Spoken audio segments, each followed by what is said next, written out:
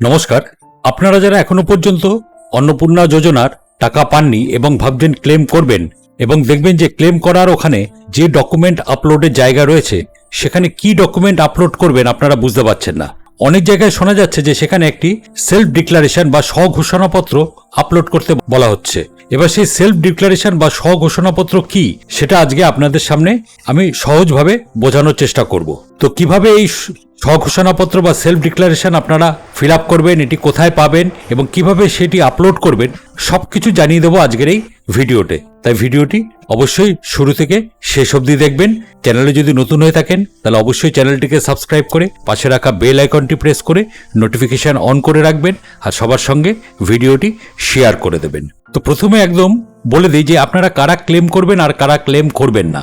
যাদেরকে অ্যাপ্রুভড দেখিয়ে দিয়েছে স্ট্যাটাসে তাদের তো অবশ্যই ক্লেম করার দরকার নেই, কারণ তাদেরটা তো অলরেডি অ্যাপ্রুভড হয়ে গেছে।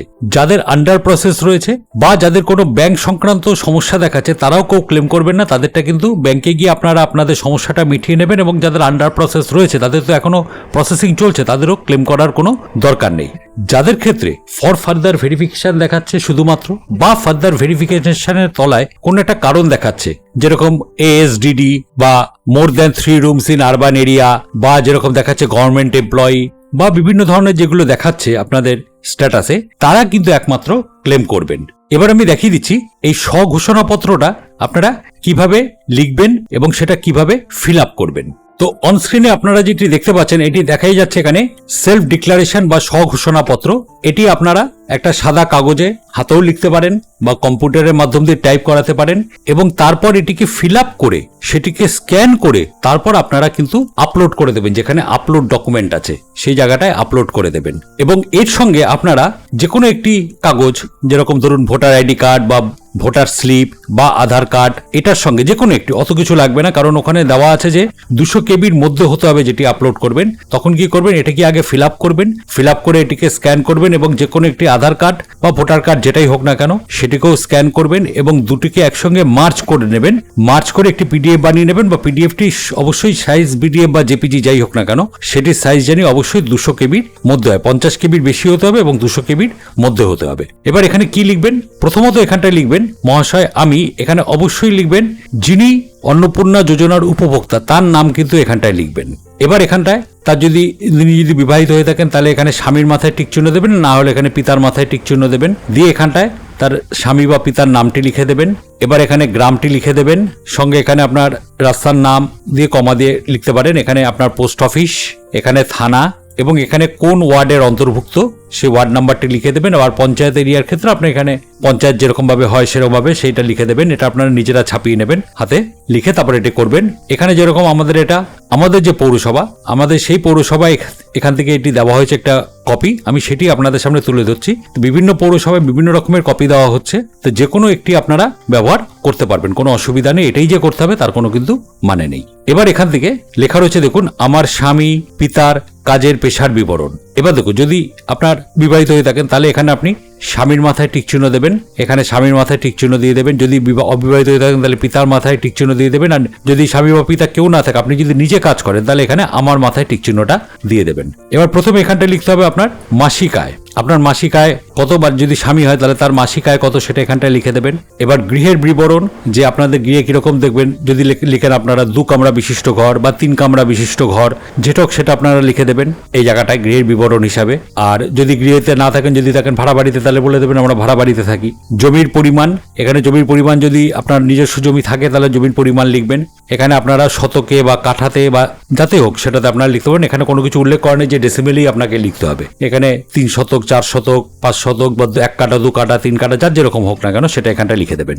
এইবার সেটা হলো এখানে মহাশয় আমি অন্নপূর্ণা যোজনার টাকা পাওয়ার যোগ্য, কিন্তু আমার অন্নপূর্ণা স্ট্যাটাসের নিম্নরূপ দেখাচ্ছে, বা সেটা আপনাকে কি দেখাচ্ছে সেটাতে টিক চিহ্ন করবেন। যদি আপনার ফর ফার্দার ভেরিফিকেশন দেখায় তাহলে ফর ফার্দার ভেরিফিকেশনে টিক চিহ্ন করবেন। আন্ডার প্রসেস তো অবশ্যই আন্ডার প্রসেস যেটা সেটা তো করার দরকার নেই, আগেই বললাম, তবু এখানটা লেখা রয়েছে তো এটা কিছু করার দরকার নেই। যাদের ফর ফার্দার ভেরিফিকেশন ASDD পুরো কথা হলো অ্যাবসেন্স শিফটেড ডিলিটেড বা ডেড লিস্টে যাদের নাম আছে, যাদের হয়তো BLO যখন বাড়িতে ভোটার স্লিপ দিতে এসেছিল তখন হয়তো আপনাকে পাননি বা আপনি স্থানান্তরিত হয়ে হয়ে গেছেন, তখন তারা ওতে নাম উঠিয়ে দিয়েছে, কিন্তু আপনি যোগ্য ভোটার এবং এবছর আপনি বিধানসভা ইলেকশনে ভোটও দিয়েছেন। তো তখন যদি আপনার স্ট্যাটাসে এটা দেখে, তখন তাহলে আপনি এটাতে টিক চিহ্ন দিয়ে দেবেন। আর এটা দেখাচ্ছে নট অ্যাপ্লাইং ফর এওয়াই, অর্থাৎ অন্নপূর্ণা যোজনা। তো অন্নপূর্ণা যোজনার জন্যই তো অ্যাপ্লাই করা হচ্ছে, তাই এটা তো কোনো কাজেই লাগছে না আপাতত।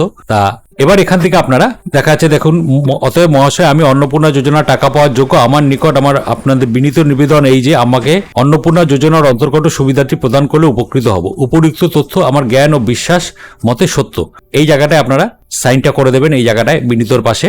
আর নিচে এখানটায় এই জায়গাটায় আপনারা তারিখটি লিখে দেবেন, এখানে ফোন নাম্বারটি লিখে দেবেন, এখানে ফোন নাম্বারটি লিখে দেবেন। যদি আপনারা অনলাইনে ফিল আপ করে থাকেন, তাহলে অনলাইনে যে ফোন নাম্বার আছে, মানে যে ফোন নাম্বার দিয়ে আপনারা হেড অফ ফ্যামিলির নাম্বার দিয়ে আপনারা অনলাইনে লগ ইন করেছিলেন, সেই ফোন নাম্বারটি লিখে দেবেন, কমা দিয়ে এবার অন্নপূর্ণা যোজনা যিনি মানে উপভোক্তা, তার নাম্বারটাও দিয়ে দেবেন। এখানটা আপনারা আধার নাম্বারটা দিয়ে দেবেন, যিনি অন্নপূর্ণা যোজনার উপভোক্তা, অর্থাৎ যিনি এই অ্যাপ্লিকেশনটি করছেন, তার আধার নাম্বারটি এখানটায় দিয়ে দেবেন। আর এখানে আইডি নাম্বার, এবার আইডি নাম্বারটা কি? আইডি নাম্বারটা হলো আপনারা যখন অন্নপূর্ণা যোজনা ফর্ম ফিল আপ করেছিলেন, বিশেষত অনলাইনের ক্ষেত্রে, তারা কিন্তু একটা আইডি নাম্বার পেয়েছিলেন বা রেফারেন্স নাম্বার পেয়েছিলেন, একটা বড় ধরনের 3 এরকম দিয়ে নাম্বারটি ছিল। সেই নাম্বারটি কিন্তু এখানটায় লিখে দেবেন, সেই আইডি নাম্বার। এখানে আইডি নাম্বার মানে কিন্তু ভোটার আইডি কার্ড আইডি নয়, এখানে আইডি নাম্বার মানে অন্নপূর্ণা যোজনার আইডি নাম্বার। যারা অনলাইনে ফিল আপ করেছিলেন, যারা অফলাইনে ফিল আপ করেছিলেন তারা তো কোনো রকম আইডি নাম্বার পাননি, ঠিক আছে? তো যদি আপনারা অফলাইনে ফিল আপ করে থাকেন এবং তার সত্ত্বেও যদি টাকা না পেয়ে থাকেন, তাহলে তো কিছু করার নেই, তাহলে তো আপনারা ক্লেম করতে পারবেন না। কারণ যারা অফলাইনে ফিল আপ করেছেন তাদের সরাসরি হয়তো পঞ্চায়েত বা বিডিও এখানে গিয়ে ক্লেম করতে হচ্ছে, কারণ অনলাইনে ক্লেম করা যাচ্ছে না, কারণ তাদের তো কোনো রেফারেন্স নাম্বার নেই, অনলাইনে অ্যাপ্লাই করা যাচ্ছে না, তারা ক্লেম করতে পারছে না। তো যারা অনলাইনে ক্লেম করেছেন তারা এখানে সেই আইডি নাম্বারটা লিখে দেবেন, এবং এর সাথে আমার পরিবারের সকল সদস্য। এবার এই ফর্মটি আপনারা অনলাইনে যেরকম জমা দিতে পারবেন, এটা আপনারা অফলাইনেও দিতে পারবেন। এটা ফিল আপ করে নিয়ে গিয়ে আপনারা অফলাইনেও দিতে পারবেন। এবার আপনাদের পৌরসভায় যেরকম প্যাটার্নে লিখে দিচ্ছে, সেই প্যাটার্নটাও আপনারা টাইপ করে নিয়ে যেতে পারেন, এবং তার সঙ্গে প্রত্যেক সদস্যের আধার কার্ড এবং ভোটার স্লিপ বা ভোটার কার্ড, যেটা প্রত্যেক সদস্যের এর সঙ্গে দিয়ে দেবেন আপনার ফ্যামিলিতে যে কজন সদস্য আছে। তো আপনাদের যদি অনলাইনে করেন, তাহলে এইভাবে আপনারা এটা ফিল আপ করবেন, এবং এর সঙ্গে যে কোনো একটি বললাম আমি,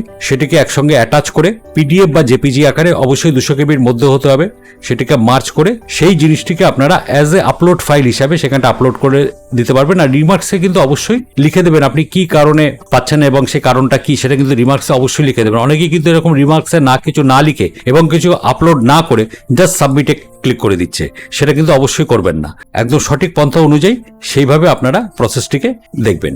তো আশা করি ভিডিওটি আপনাদের প্রত্যেকেরই কাজে লাগবে। তাই জন্য একটি অনুরোধ, চ্যানেলে যদি নতুন হয়ে থাকেন তাহলে অবশ্যই চ্যানেলটিকে সাবস্ক্রাইব করে দেবেন, আর ভিডিওটিতে অবশ্যই একটা লাইক আর কমেন্ট করে দেবেন। ধন্যবাদ।